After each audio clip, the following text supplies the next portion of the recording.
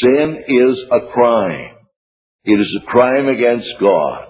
When a mere man determines that he's going to defy the only one in the universe that's wise enough and big enough and good enough to govern and rule his life, climb up into that throne chair in his heart that only God can fill, like a little infant in a big chair, a little tiny baby in a chair, and has to cling to the post so he doesn't fall out under the armrest. Here we are, sinners, climb up in the throne of our life and sit there and determine that we're going to do what we want to do. And all the time we're dependent on God for life and breath and all things.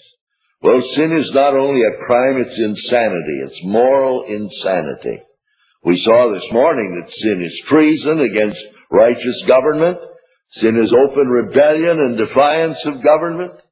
Sin leads to anarchy, where the only rule is I'm going to do what pleases me. And it, of course, issues into transgression.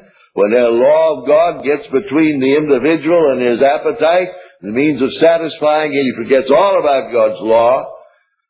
The astounding thing is, after all of these crimes against God, you would think God would be the enemy of the sinner. But you know, the Scripture says, the carnal mind is enmity against God.